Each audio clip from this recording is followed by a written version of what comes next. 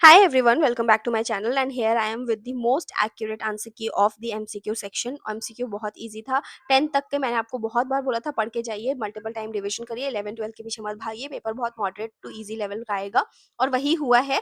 But cut off कितना जाएगा इस आंसर्स की आपको चेक करने के बाद में प्लीज मुझे कॉमेंट डाउन करके बताइए आपके कितने मार्क्स आ रहे हैं, सो दैट एक होलिस्टिक मैनर में मैं आंसर की निकाल के कट ऑफ आपको बता सकूँ। डिस्क्रिप्टिव पार्ट का मैंने ऑलरेडी वीडियो अपलोड कर दिया है, जिसे चेक करनी है अपने आंसर्स वहां जाकर चेक कर ले। हर एक पार्ट में 2 मार्क्स डिवीजन है, तो वहां से आप अपने आप को 1.5 1.75 के अराउंड मार्क्स दे सकते हो और एक प्रॉपर कट ऑफ बता के मुझे कमेंट डाउन करो कि आपके कितने बन रहे हैं, उसके हिसाब से मैं आपको शाम तक वीडियो डाल दूंगी। Now come to this part कि फर्स्ट क्वेश्चन आपको क्या बोलता है। बहुत ही इजी क्वेश्चन था, किसी ने भी थोड़ा सा भी बेसिक जिसको पता होगा उसे ये पता होगा कि प्लाज्मोडियम में आपका मल्टीपल फिजन होता है, ईस्ट में आपका बडिंग होता है। इस ऑप्शन के थ्रू आप जाके थर्ड एंड फोर्थ को एलिमिनेट करते, your answer will be second one, जिसमें आप मैच कर लेते थे दोनों ऑप्शन को मिला के। नाउ सेकेंड क्वेश्चन है, name the following compound. 3 carbon है, प्रोपेन होगा, तो अब कौन सा होगा। ओ OH लगा होता तो हम अल लेते, ई डबल बॉन्ड लगा होता हम ईन लेते, डबल बॉन्ड ओ लगा है ओन लेंगे, कीटोन का फॉर्म है। डबल ओ एच लगा होता तो हम एसिटिक एसिड लेते, तो इसका answer third one is the correct one. Now which of the following is correct about the calcination. Calcination मैंने आपको ऑलरेडी बताया था, उसका मतलब क्या होता है कि हीटिंग एन ओर स्लाइटली या strongly in absence of limited supply of air. जब एब्सेंस या लिमिटेड सप्लाई ऑफ एयर में हम किसी भी सब्सटेंस को हीट करते हैं, ओर को हीट करते हैं, तो उसे हम बोलते हैं कैल्सिनेशन। अब वो क्या करता है कि कार्बोनेट्स को, ओर को कन्वर्ट करता है उनके ऑक्साइड्स में। तो सिंपल ये करेक्ट आंसर हो जाता है आपका थर्ड वन, बाकी ऑप्शंस आपको पढ़ने ही नहीं थे। साइटोकाइनिन क्या होता है, ये एक प्लांट हार्मोन होता है जो रैपिड सेल डिवीजन में हेल्प करता है, ठीक है। तो जब ये रैपिड सेल डिवीजन में हेल्प करता है तो हम इसको क्या बोल सकते हैं, नेचुरली एग्जिस्ट करता है, इसका कंसंट्रेशन ग्रेटर होता है और रैपिड ग्रोथ किसमें, सीड्स में और फ्रूट्स में हेल्प करता है। तो first option is the correct one, assertion इसका सही है। लेकिन both statement are true and correctly explains the part, तो हम इसे मान सकते हैं कि इसका करेक्ट आंसर क्या हो जाएगा वन, क्योंकि इसमें यही तो कर रहा है, प्लांट हार्मोन भी है और प्रमोट भी कर रहा है सेल डिवीजन को। This is the correct one. Now come to the question number 5, जहां पे ये बोल रहा है कौन सी reaction does not take place. आपको ये पता है, रिएक्टिविटी सीरीज किसी ने भी पढ़ी होगी, तो हमें ये पता है कि जो मैग्नीशियम होता है वो मोर रिएक्टिव होता है देन कैल्शियम, ठीक है। इस वाले कंडीशन में जाएंगे तो सेकेंड रिएक्शन कभी टेक प्लेस नहीं करेगी, तो second is the correct answer. Now come to the sixth one. 5 newton का चार्ज दिया हुआ है, बॉडी का मास 10 बॉडी का आपका वेलोसिटी 10 मीटर पर सेकंड दी है, 20 मीटर पर सेकंड दी है, 5 सेकंड आपका टाइम पीरियड दिया है और चेंज जो है वो आपको दिया है 2.5 सेकंड का। तो इससे आप कैसे निकाल सकते थे, डायरेक्टली फॉर्मूला पुट करके। आपको ये पता है m is equals to v minus u upon t. Directly आप इनिशियल फाइनल वेलोसिटी को रखते और आपका आंसर आ जाता 2.5 केजी का मास आपको प्रोवाइडेड है, तो आप यहाँ से डायरेक्टली पुट ऑन करते तो 10 न्यूटन आपका आंसर आ जाता, ठीक है। Now assertion on reason second वाले पे आइए, जहां पे आपको ये पूछ रहा है कि steel and copper is not is use to make the hot water tanks, ठीक है। कॉपर तो हम बोलते हैं कि हॉट वाटर टैंक्स को हेल्प करता है बनाने में, क्योंकि ये रिएक्ट नहीं करता है कोल्ड वाटर के साथ में, ठीक है। और हॉट वाटर और स्टीम वाटर, कॉपर किसी से भी रिएक्ट नहीं करता है, कोल्ड वाटर से भी नहीं, हॉट वाटर से भी नहीं और स्टीम से भी नहीं। स्टीम जो है वो आपका आयरन अलॉय होता है जो रेडली रिएक्ट करता है आपका स्टीम टू रस्ट फॉर्म करने में। तो हम क्या बोल सकते हैं कि दोनों ही एक्चुअली फॉल्स है, कि ये दोनों ही नहीं करते हैं ये चीज, तो आपका ऑप्शन हो जाएगा fourth is the correct one. Now this is the easiest one, जहां पे आपको बताना है इंसुलिन क्या करता है, ये हमारे रेगुलेट करता है ब्लड शुगर लेवल को, तो आपको ए का 5 लगा देना था डायरेक्टली, ठीक है। थायरॉक्सिन क्या करता है, ये आपका रेगुलेट करता है मेटाबॉलिज्म को, तो फैट प्रोटीन एंड कार्बोहाइड्रेट को मेटाबॉलिज्म को रेगुलेट किया, तो बी का आपका फोर्थ हो जाता। अब आप देख लेते हैं इसका आंसर क्या है, आंसर इज टू। आप बाकी ऑप्शंस को एलिमिनेट कर देते, दो ही मिलाने होते हैं, मैच द फॉलोइंग का यही तो जादू है कि आपको सिर्फ एक ही दो ही मिलाने होता है, आपका आंसर आ जाता है। Passing electricity through the water mixed with a small amount of dilute sulfuric acid causes the electrolysis of water. Which among the following statement is describing this process is incorrect? ये incorrect पे आपको mark करना था। Fourth one is the incorrect one, क्योंकि volume of gas collected at anode is twice the volume of gas collected at एथोड, ऐसा नहीं होता है, ठीक है। 2:1 का रेशियो होता है हाइड्रोजन ऑफ टू ऑक्सीजन का, जहाँ पे वॉल्यूम जो है कलेक्ट होता है कैथोड पे is twice at that of anode. तो ऑप्शन जो फोर्थ है वो ऑपोजिट ही क्लेम कर रहा है कि जो कलेक्ट हो रहा है एनोड पे वो ट्वाइस है कैथोड से, तो ये इनकरेक्ट हो जाएगा, ठीक है। अभी क्वेश्चन नंबर 10 की तरफ मूव करते हैं। ये क्या बोल रहा है कि ट्रिप्सिन किसमें प्रेज़ेंट है और क्या एक्ट करता है? तो ट्रिप्सिन हमें पता है पैनक्रियाटिक जूस है और ये डाइजेस्ट करता है प्रोटीन्स को, और अमाइलेज हमारे सलाइवा में प्रेज़ेंट होता है और ये ब्रेक डाउन करता है स्टार्च को। तो सिंपल आपका आंसर क्या हो जाएगा? Fourth one, pancreatic juice, protein, saliva and starch. ठीक है? Now come to question number 11, जो बोलता है दो बॉडीज हैं ए एंड बी फ्लोट कर रही हैं in water in such a way that 9/10 volume of A and 2/3 volume of B is submerged under water. इनका ratio of densities A to B क्या होगा? तो आपको पता है ए का डेंसिटी 9/10 दिया है, बी का डेंसिटी 2/3 दिया है, तो इन दोनों के रेशियोज को निकालना है। सिंपल, 9/10 इज टू 2/3 के रेशियो को आप निकाल दीजिए। 27/20, सिंपल, आपका आंसर आ जाएगा फोर्थ वन, 27/20। ठीक है, what happens when the dilute hydrochloric acid is poured in a flask containing the piece of copper copper. जब कॉपर क्या होता है कि ये लाई करता है बिलो हाइड्रोजन, ठीक है, इन द रिएक्टिविटी सीरीज, सबको रिएक्टिविटी सीरीज याद होनी चाहिए थी, और ये डिस्प्लेस ही नहीं कर सकता है हाइड्रोजन को फ्रॉम डाइल्यूट एसिड। तो हम क्या बोल सकते हैं कि इसमें कोई रिएक्शन ही नहीं होगी क्योंकि ये डिस्प्लेस ही नहीं कर पा रहा है। तो fourth is the correct one. Now assertion reason पे आइए। Aluminium is used to make the utensils for cooker, for cooking, sorry. तो हमें ये पता है कि मोस्टली ये गुड थर्मल कंडक्टर होता है और ये फॉर्म करता है एक प्रोटेक्टिव ऑक्साइड की लेयर को, जिसकी वजह से it is highly reactive metal. That's why it is, इसका रीजन ये नहीं हो सकता है कि हम we use it for the cooking. ठीक है, अभी aluminium is highly reactive metal, yes ये करेक्ट है, तो दोनों ही करेक्ट ऑप्शन चाहिए कि एल्यूमिनियम बनाने में भी यूज करते हैं हम, कुकिंग कुकिंग मटेरियल, मतलब मेटल्स के जितने भी यूटेंसिल्स बनते हैं एल्यूमिनियम के, वो हम कुकिंग में यूज करते हैं, और हाईली रिएक्टिव मेटल है, ये भी हमें पता है। तो first one is, it is true but not the correct explanation. Highly reactive reason मतलब हम नहीं एक्सप्लेन कर पा रहे क्यों ऐसा हम कर रहे हैं, इस वजह से। ठीक है, now come to question number 14, जहाँ पे ये बोल रहा है xylem is a complex permanent tissue which conducts water को कंडक्ट करता है। ठीक है, उसी का तो ट्रांसपोर्टेशन कराता है, वाटर एंड मिनरल्स का। ठीक है, तो वाटर एंड मिनरल्स भी होते हैं आपके। अभी it is composed of what, क्या बनता है? ट्रकीब्स होते हैं, वेसल्स होते हैं, जाइलम पैरेन्काइमा होता है, जाइलम फाइबर्स होते हैं। तो ये तो ऑलरेडी इन्होंने दिया है, ट्रकीड्स एंड वेसल्स नहीं दिया है, तो ये इसका हो जाएगा करेक्ट आंसर इज 3। ठीक है, now come to question number 15, which of the following classes, which of the two classes of compounds commonly react to form esters. कितनी बार हमने पढ़ा है कि एस्टर्स कैसे फॉर्म होते हैं? जब अल्कोहल को हम रिएक्ट कराते हैं कार्बोक्सिलिक एसिड के साथ में in presence of any acid catalyst. ठीक है, तो अल्कोहल और कार्बोक्सिलिक एसिड, सिंपल। अभी बुलेट ट्रेन है जिसका 9 ग्राम मास दिया हुआ है, वेलोसिटी 160 मीटर पर सेकंड दी हुई है, स्टेशनरी ब्लॉक है और वो रेस्ट पे आता है 0.04 सेकंड पे। अज्यूम करिए यूनिफॉर्म रिटार्डेशन और कैलकुलेट करिए distance of penetration in the of the bullet to the block. As it is NCERT का question, v is equals to u plus 80 is equals to 0 आप रखोगे, जो भी वैल्यूज है उनको पुट करोगे। सिमिलरली डिस्टेंस निकालने के लिए v square is equals to u square plus 2s रखोगे, यहाँ पे वैल्यूज को पुट करोगे, तो ऐसा आपका निकल के आ जाएगा 3.2 मीटर्स। ठीक है, कैलकुलेट कर लीजिएगा, इजी है। A metal x is used in thermite reaction. मैंने थर्माइट रिएक्शन कौन सी होती है आपको स्टार करके बताया भी था।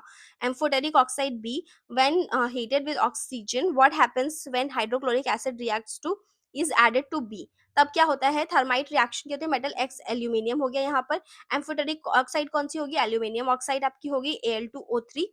और Al2O3 को जब हम HCl से रिएक्ट कराते हैं तो न्यूट्रलाइजेशन रिएक्शन होती है, और कौन सा सॉल्ट बनता है हमारा? Aluminium chloride. ये मैंने आपको बहुत बार पढ़ाया भी है, विद वाटर।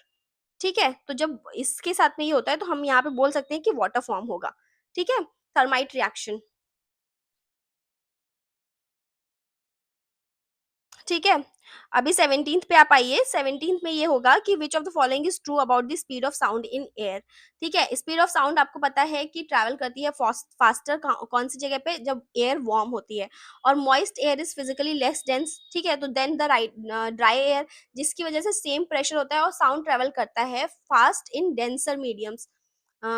जिसमें जहाँ पे लेस डेंस मीडियम होगा ना, वहाँ पे साउंड का ट्रैवल फास्ट होता है। ठीक है, तो देयरफॉर हम क्या बोल सकते हैं कि स्पीड इंक्रीजेस विद बोथ। जैसे किस कंडीशन में? आंसर आपका हो जाएगा 1, कि increase with the increase in both temperature and moisture. ठीक है, 19th नंबर आइए, 19th नंबर में आपको क्या बोलता है, read the following para and choose the correct option from the given alternatives. The atomic radius आपकी जो पहली कंडीशन में क्या होगा, लेफ्ट टू राइट जब पीरियड में मूव करते हो, मैंने आपको कल भी बोला था, ये क्वेश्चन प्लीज देख के जाइएगा कहाँ से क्या इंक्रीज हो रहा है क्या डिक्रीज हो रहा है। जब हम लेफ्ट टू राइट मूव करते हैं तो एटॉमिक रेडियस आपकी डिक्रीज होती है। तो पहले कंडीशन में आपने एटॉमिक रेडियस को डिक्रीज किया ड्यू टू किसकी वजह से, increase in the nuclear charge which pulls the electron closer, और जिसकी वजह से आपका साइज डिक्रीज होता है। तो आपका पहला आंसर करेक्ट हो जाएगा, decrease increase and then decrease.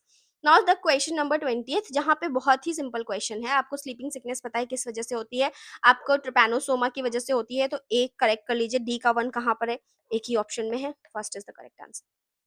ठीक है, in human the brown colour of eye dominates over the blue colour of B. इस वाले कंडीशन में क्या करना है, दो पेरेंट्स हैं ब्लैक कलर्ड आईज के साथ में, have a child with blue colour eye, जिसका मतलब क्या हो गया, जब आपका दो ब्राउन ब्लू कलर के जो डोमिनेंट फैक्टर होते हैं बीबी का जब आप क्रॉस कराओगे, तभी आपको जो एक रेसेसिव मिलेगा, that is blue colour child.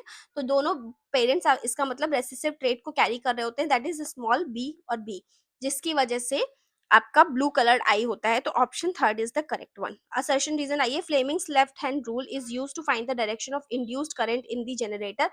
Yes this is false, induced current in the generator को नहीं बताता है Fleming's but left hand rule. तो सेकेंड इज क्या है आपका कि the direction of force acting on the current carrying conductor in the magnetic field given by the Fleming left hand rule. Yes ये करेक्ट है इसका रीजन कि हाँ जब हम कंडक्टर से मैग्नेटिक फील्ड को चेक करते हैं तो ये देता है, तो आई वुड सजेस्ट कि A is fall and B is true.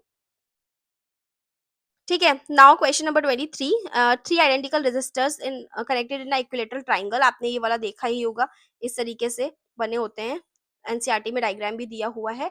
इसका करेक्ट आंसर हो जाएगा आपका 2r/3, सबको रटा होता है, ठीक है, तो इसको तो सोचना भी नहीं था। Now the student shouts in front of a cliff and hears the reflected sound of 0.08 second, which of the following can be conducted from the situation given that the speed of sound of the air is 340 metre per second. देखो आपको पता है distance is equals to speed upon time, speed into time upon 2 होता है। तो यहाँ से आप अगर निकालोगे 340 इंटू 0.08 अपॉन 2, तो आपका आंसर आएगा 13.6 मीटर। ठीक है, तो ये वाला और ये वाला ऑप्शन तो वैसे ही कट गया। अभी आपको बताना क्या है, इको के लिए मिनिमम टाइम गैप कितना होना चाहिए, 0.01 सेकेंड का फॉर द ह्यूमन एरर। तो सिंस हम ये बोल सकते हैं कि 0.08 सेकेंड से लेस है 0.1 सेकेंड, तो इसका मतलब हमें इको नहीं सुनाई देगा, तो हम इसका ऑप्शन बी करेक्ट मान सकते हैं कि डिस्ट इको इज नॉट हर्ड। ठीक है, 25th में क्या है, which of the following explains the causing of cramps during the sudden activity when there is a lack of oxygen in our muscles. ये साइकिल मैंने आपको बहुत बार बताई है, लैक ऑफ ऑक्सीजन की वजह से क्या होता है, आपका लैक्टिक एसिड फॉर्म होता है, जो पायरुवेट होते हैं वो कन्वर्ट हो जाते हैं लैक्टिक एसिड में, सिंपल है। ठीक है, now 26th, which of the following is true of fungi. Fungi में क्या होता है कि ये यूकैरियोटिक है, मल्टीसेल्युलर होती है, हेटरोट्रॉपिक होती है, फोटोसिंथेसिस नहीं कंडक्ट कराती है, तो they do not have a cell wall, but the cell wall they do have a cell wall sorry, और कि वो किससे बनी होती है, काइटिन उसे हम बोलते हैं, तो ये करेक्ट आंसर उसका हो जाएगा। नाउ 27 पे आइए, a small amount of white lead nitrate powder is taken in a boiling tube and heated, which of the following is consistent with the observation associated with this reaction. Simple सी चीज है, thermal decomposition of lead जब nitrate हम कराते हैं तो क्या बनता है, लेड ऑक्साइड बनता है जो कि येलो कलर का होता है, और नाइट्रोजन डाइऑक्साइड होता है जो रेडिश ब्राउन गैस होती है, और ऑक्सीजन निकलता है।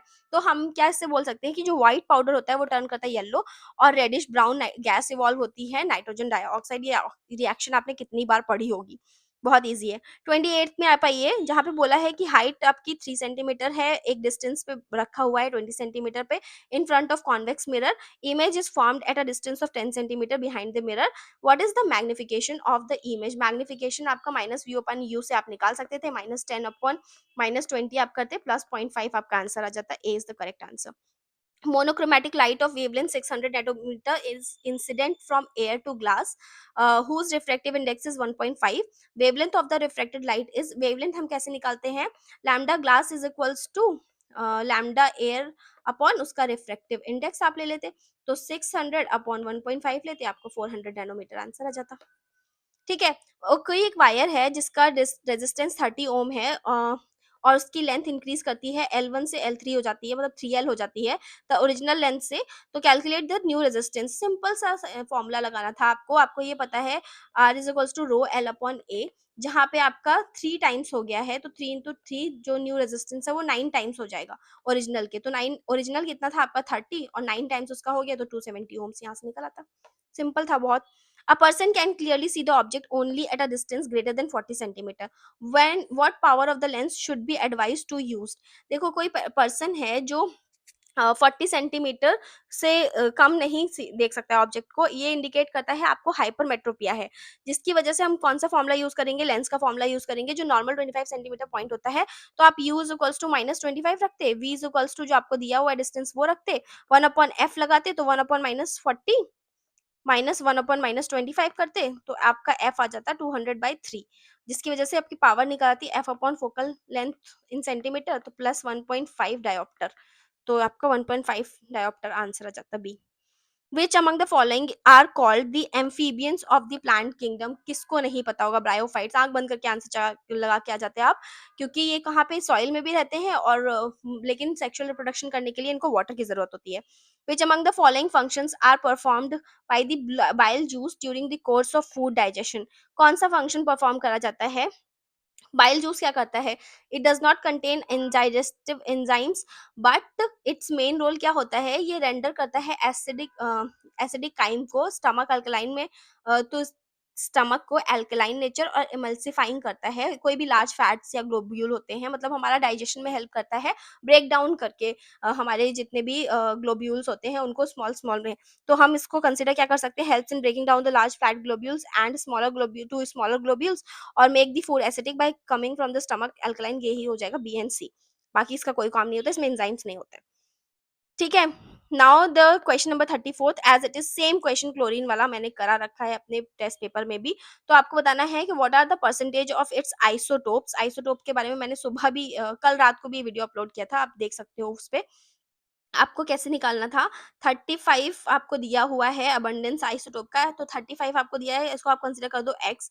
ठीक है, तो x dot 35 x plus 37 1 minus x लेते, 35/5 is equals to 35 x plus 37 minus 37 x is equals to 35.5 और 2x इज इक्वल्स टू 1.5। इस तरीके से आप डायरेक्टली निकाल सकते थे। ठीक है, ये आप करके तो आपका रेशियो ऑलमोस्ट बन जाता है सेकंड वन का 0.75। वैसे तो आप ऐसे भी आ सकते थे, 75% टू 25% का रेशियो होता है इनका इस वाले कंडीशन में, हमेशा शॉर्टकट है, ये याद रखना चाहिए। तो 3:1 इसका आंसर हो जाता।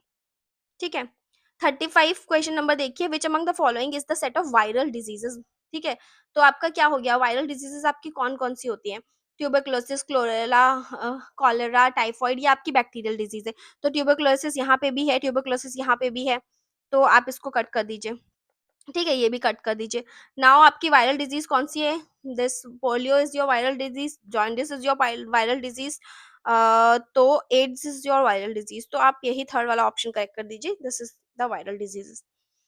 Now which among the following pair of substances share the same chemical formula? चलो, केमिकल फॉर्मूला आपको सबको याद होना चाहिए। लाइमस्टोन का क्या होता है, लाइमस्टोन एंड मार्बल जो होता है वो शेयर करता है सेम एग्जैक्ट केमिकल फॉर्मूला, जिससे हम बोलते हैं कैल्शियम कार्बोनेट CaCO3।